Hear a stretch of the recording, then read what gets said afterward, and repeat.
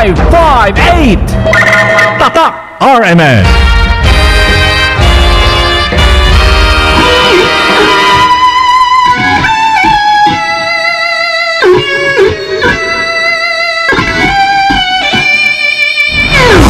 Ito ang nag-iisang pagbabalita sa radyo na tunay na napapakinggan ng Pilipino sa buong bansa, sa buong mundo. Kasama si Buddy Oberas.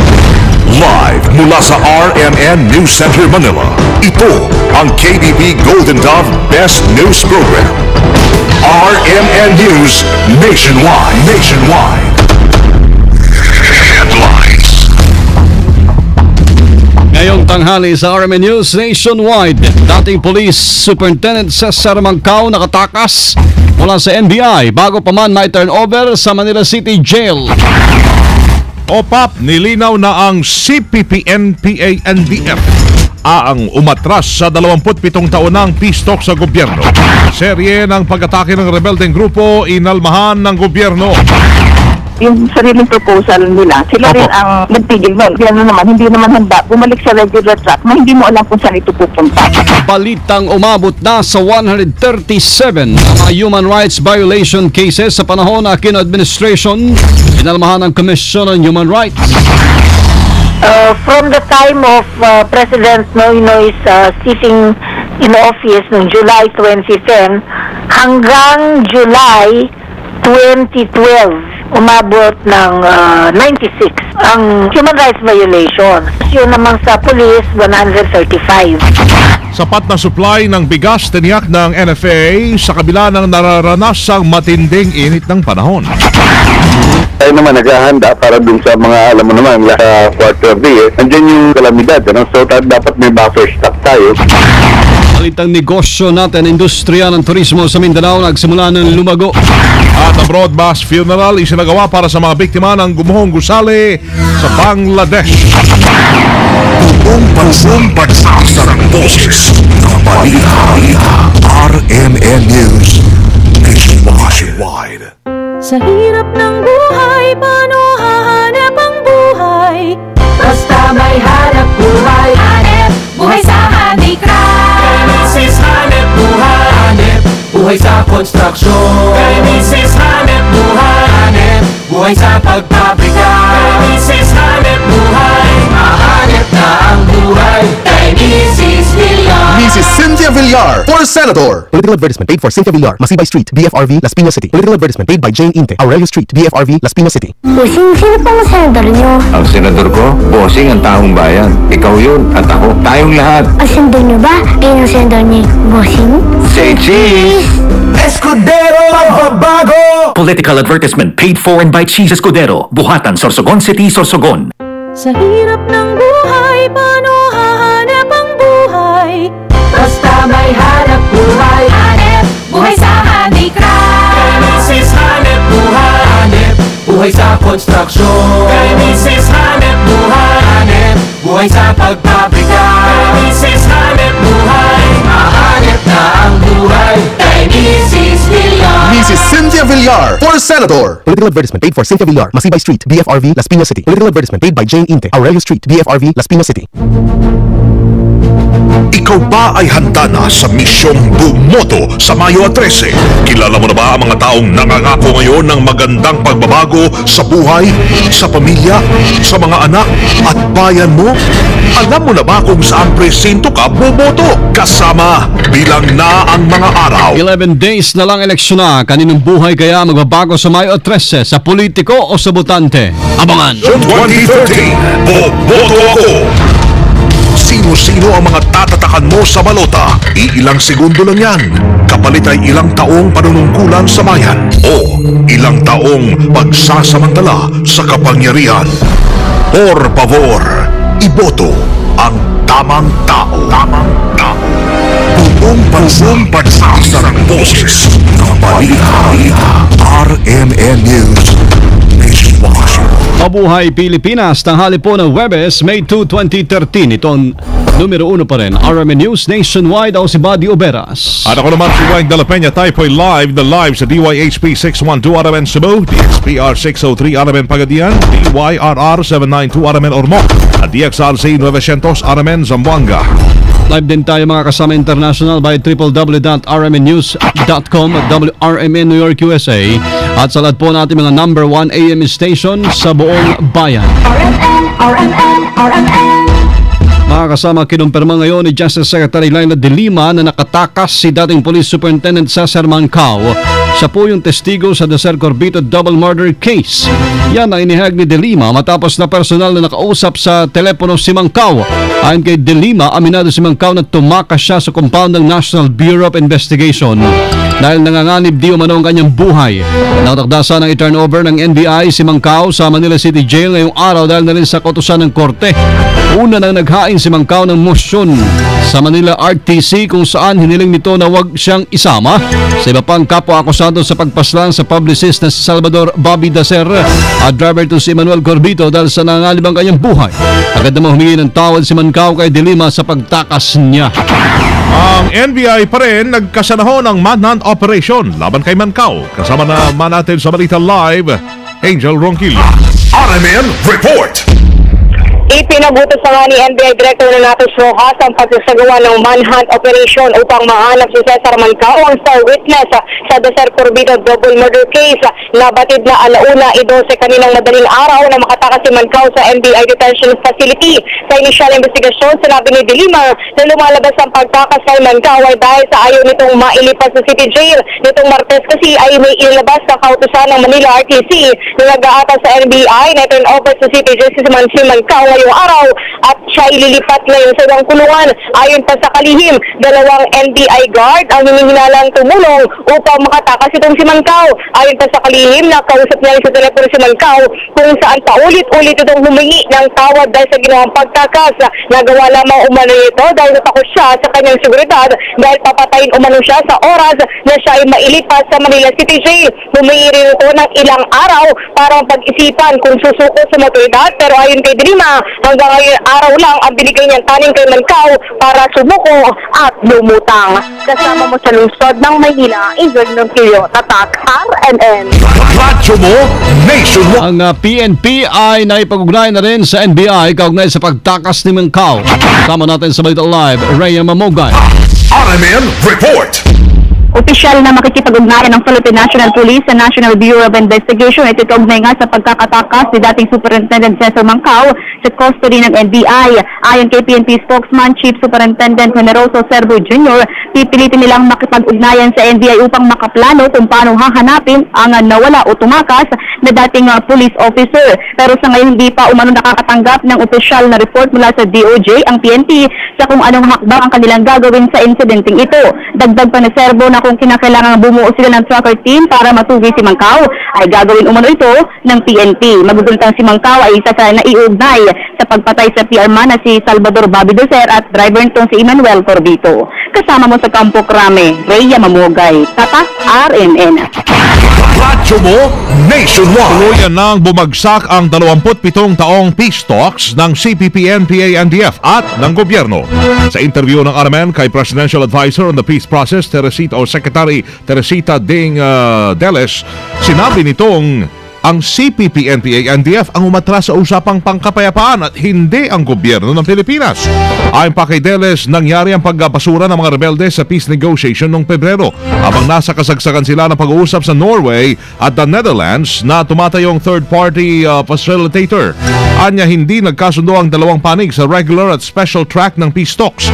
Ang regular at special track ang nagsasabi ng mga terms of reference ng peace negotiation, kabilang na ang mga socio-economic projects ng gobyerno.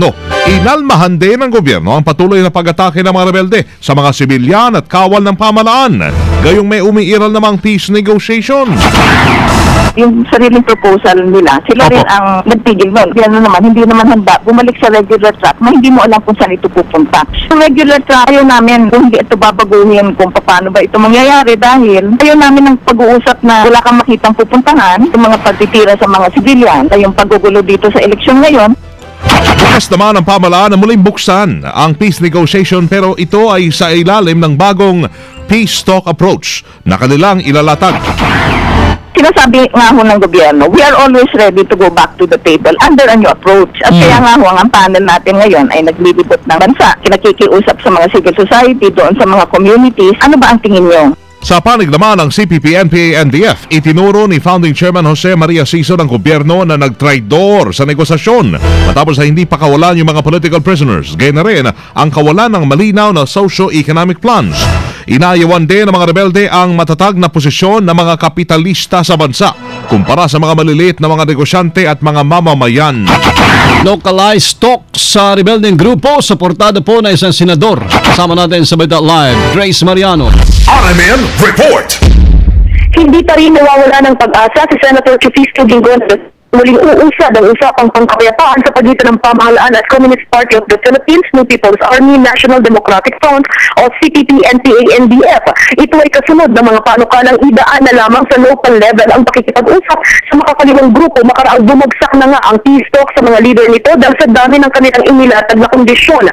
Ayon kay Ginggona, wala namang masama kung susubukan ng gobyerno na kausapin ang maliliit na grupo ng makakaliwang grupo sa iba't ibang panig ng bansa. Sang-ayon si Ginggona sa mga pahayag na maaaring makamit ang kapayapaan sa mga lugar na pinamumugaran ng NPA kung ang mga miyembro nito at mga opisyal ng militar ay magkakasundo. Kasama mo sa Senado, para sa PSEXL 558, Grace Mariano, Patap, RMN. Radyo mo nationwide. Dagdag na SSS contribution inalmahan sa Kamara. Abangan po ang detalye at iba pang balita sa RMN News Nationwide. Sa hirap ng buhay, paano hahanap ang buhay? Basta may hanap buhay. Hanep buhay sa handicraft. Kay Mrs. Hanep buhay. Hanep buhay sa konstruksyon. Kay Mrs. Hanep buhay. Hanep buhay sa pagpabrika. Kay Mrs. Hanep buhay. Mahanep na ang buhay. Kay Mrs. Villar. Mrs. Cynthia Villar for Senator. Political advertisement paid for Cynthia Villar, Masibay Street, BFRV, Las Piñas City. Political advertisement paid by Jane Inte, Aurelio Street, BFRV, Las Piñas City. Jack and Rile, kahit mura para sa mga tao. Jack and Rile, tapat na presyo ang hangat para sa'yo. Jack and Rile, sa Senado tayo'y tutulungan. Jack and Rile, numero 12 sa balota. Jack and Rile, kay Jack and Rile, ox na ox tayo. Political advertisement paid for Jack and Rile, Macrima Building, 1666 Escuela Street, Guadalupe, Makati City. Political ad paid by Pan Pacific Royal Basic Foods, 2111 Jaca Building, Chino Rosas Avenue, Makati City. Sa hirap ng buhay, paano hahanap ang buhay? Basta may hanap buhay. Hanep buhay sa handicraft. Kay Mrs. Hanep buhay. Hanep buhay sa konstruksyon. Kay Mrs. Hanep buhay. Hanep buhay sa pagpabrika. Kay Mrs. Hanep buhay. Mahanep na ang buhay. Kay Mrs. Villar. Mrs. Cynthia Villar for Senator. Political advertisement paid for Cynthia Villar, Masibay Street, BFRV, Las Piñas City. Political advertisement paid by Jane Inte, Aurelio Street, BFRV, Las Piñas City. Ang bagong RMN News Nationwide. Buong pagsasarang boses ng balita. RMN News Nationwide. Diretso sa mga balita sa RMN News Nationwide, mga kasama, wala pong batayan ng report na may 137 na naitatalang human rights violator sa bansa. Yan ay nihag ng Commission on Human Rights Chairperson Eta Rosales sa interview na RMN. Ayon po kay Rosales, simula nang upo bilang Pangulo si Presidente Noy noong July 2010 hanggang July 2012, mayroon lamang silang naitalang 96 human rights violations. Pinakamarami anyang naitalang human rights violation ang kapulisan, kung saan umabot ito sa 135. From the time of President Noynoy's sitting in office noong July 2010 hanggang July 2012, umabot ng 96 ang human rights violations. Yun naman sa police, 135. Police matter kasi yung mga yan yung nangyayari sa human rights violations dahil yan ang araw-araw ang police ang nakaharap sa tao. Samantalang yung militar, ang human rights violations niya, nagaganap yan sa panahon halimbawa ng enkwentro o yung internal armed conflict. Bagamat hindi siya miyembro ng Administrative Order No. 35, yung paglikha ng Interagency Committee nakatutok sa extrajudicial killings, disappearances, pahirap at paglabag sa mga rapatan sa buhay, kalaya at kapanatagan ng tao, sinabi po ni Rosales na kailangan pa rin nilang magmatsyag at magbigay ng opinyon upang matutukan ng mga lumalabag sa human rights. Ang gobyerno, nagtayo sila ng tinatawag nilang Administrative Order 35 Committee na umaasikaso doon sa human rights violations na existing pa rin hanggang sa ngayon. Ang CHR observer pero hindi siya miyembro. So ginagawa nila yung kanilang paraan para i-intensify ang trabaho ng gobyerno para harapin itong mga human rights violations na ito. Samantala, nakatakda naman maglabas ng ulat sa bayan ng CHR bukas alas 9:30 sa nilapong tanggapan hinggil sa kung ano nagiging batayan ng human rights violation. Iniyak naman ng National Food Authority na may sapat silang supply ng bigas sa kabila ng matinding tag-init at inasahang matinding tag-ulan. Sa interview ng Alamen kay NFA spokesman Atty. Rex Estoperez, sinabi nitong darating na sa bansa ang mahigit 187,000 na metric tons ng bigas mula Vietnam. Sapatan niya ito sa buong taon kahit pa ilang kalamidad ang tumama sa bansa. Tayo naman naghahanda para dun sa mga, alam mo naman, quarter of the year. Nandiyan yung kalamidad, so dapat may buffer stock tayo. Buffer stocking ng NFA po yan, yung at 187,000 metric tons. Sa ngayon, umaasa pa ang buong bansa sa local rice pero inaasahang lalaki ang konsumo ng publiko sa panahon ng tag-ulan at huling quarter ng taon kung saan sunod-sunod ang dating ng mga kalamidad. Well, tayo naman, ang ini-expect natin by the end of this year, mga 20 million metric tons. Ang equivalent yan na bigas ay mga 13 million metric tons. Kaya kailangan natin, mga 12 million lang, so may 1 million na sobra. So ngayon ay nasa 18 million pa lang tayo. Ang NFA ho ay may target na 20 million metric tons na bigas sa buong taon, ngunit meron pa lamang silang 18 million metric tons. Mission 2014. Boboto ako. Mga kasama, isa po ang sektor ng manggagawa sa mga target na tulungan ni Team Pinoy Senatorial Candidate Cynthia Villar sa alimaluklok sa Senado. Sa interview ng RMN kay Mrs. Villar, nangako itong isusulong sa Senado ang paggawa ng mga panukalang batas hinggil sa benepisyo ng mga manggagawa at paggawa ng trabaho. Ayon kay Mrs. Villar, kanyang susuportahan ang industriya na nabibigay po ng maraming trabaho tulad ng sektor ng turismo, agrikultura at micro-small enterprise. Ilalandinaan niya nito ngayong pork barrel sa mga pampublikong ospital para sa mga mahihirap na hindi makapagpagamot, sa DSWD para sa Calamity Fund, Department of Agriculture, DTI at DOST para sa pagpapaunlad ng mga pangkabuhayan sa mga mahihirap. O dito ay patuloy din si Mrs. Villar kasama Villar Foundation sa pagtulong sa mga OFW.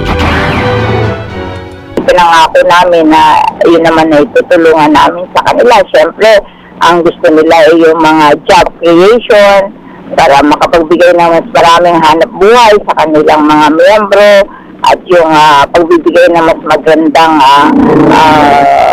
benefit sa mga ating mga manggagawa. Yan naman ay nagkakaisa tayo sa ating mga advocacy na yan at wala naman kaming paghihiwalayan dyan. Kaya wala naman kaming problema ng TUCP.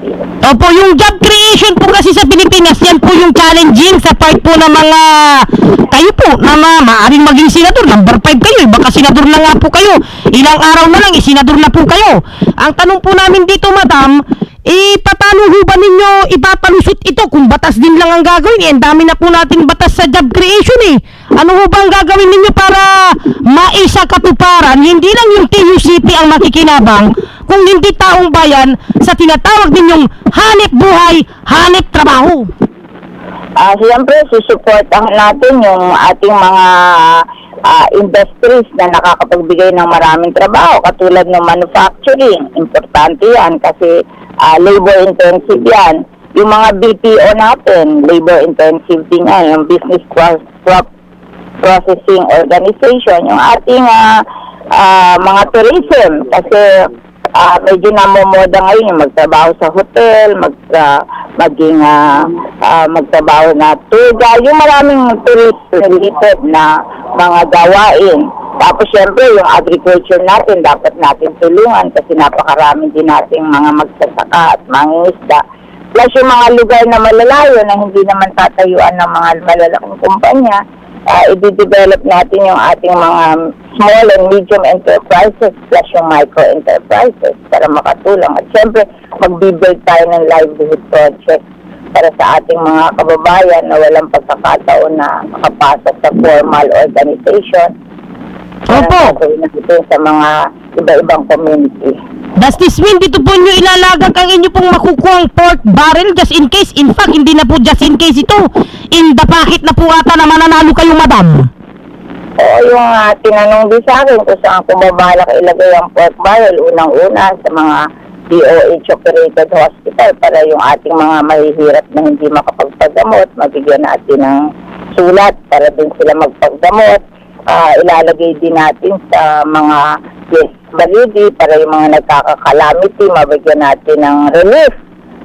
Tapos yung ilalagay din natin sa DOE, sa Department of Agriculture, sa DTI, saka sa DOST para maging pantulong pag-create ng livelihood. Kailangan kasi mga equipment for agriculture, sa DA, for the urban areas, DTI, at for technology, DOST. So, yan lahat ay makakapartner natin para makreate natin yung mga hanap buhay sa iba't ibang bayan ng Pilipinas. Ito pong si asawa nyo, ma'am. Matanong ko lang, the best po ito sa mga overseas Filipino workers.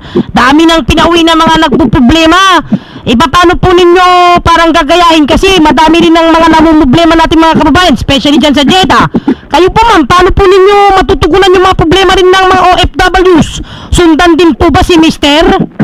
Ipapagpatuloy natin yung programa natin sa Bigla Foundation na repatriation, medical assistance, yung ating livelihood assistance, plus yung ating skills up program with the OPLE Center, at saka yung ating OFW Summit and Family with Coordination na nagtuturo naman na kung paano makakahanap ng maliit na hanap buhay yung mga pamilya ng OFW. Tuloy-tuloy po yan.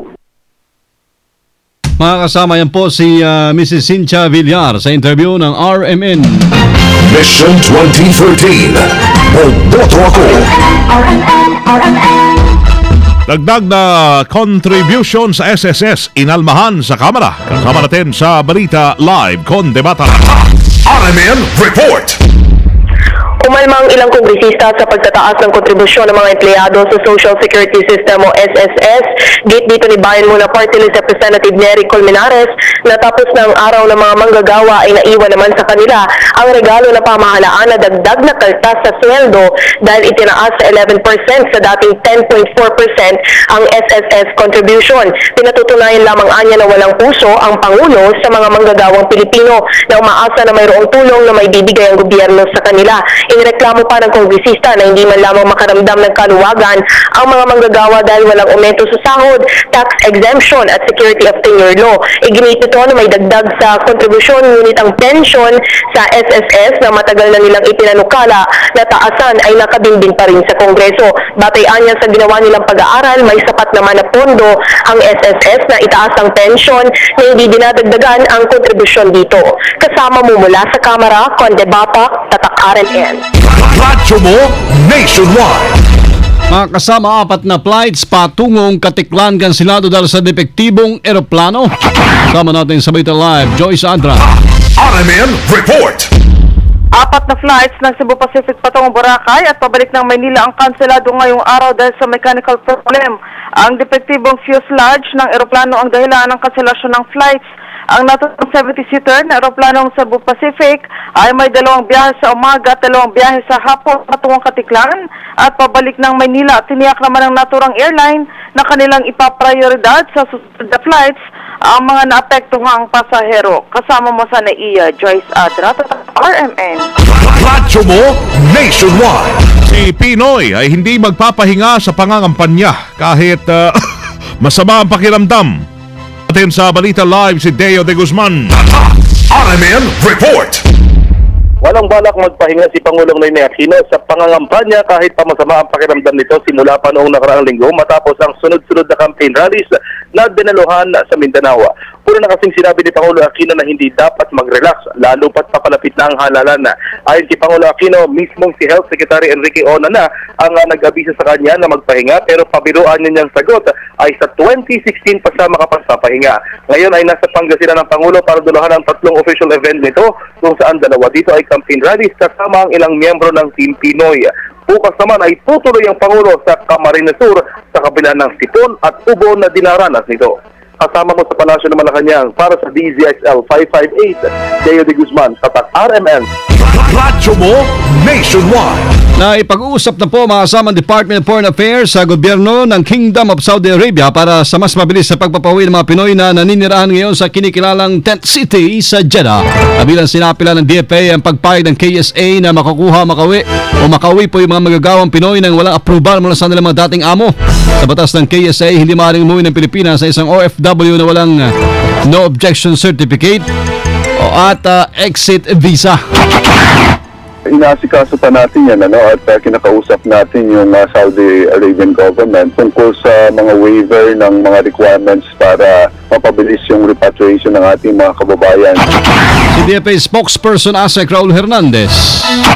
Nagsimula na ho ang final testing at sealing sa mga gagamiting precinct count optical scan machine sa halalan sa Mayo 13. Pinangunahan ni Commission on Elections Chairman Sixto Brillantes ang pagsusuri sa mga makina sa Gotamco Elementary School sa Pasay City.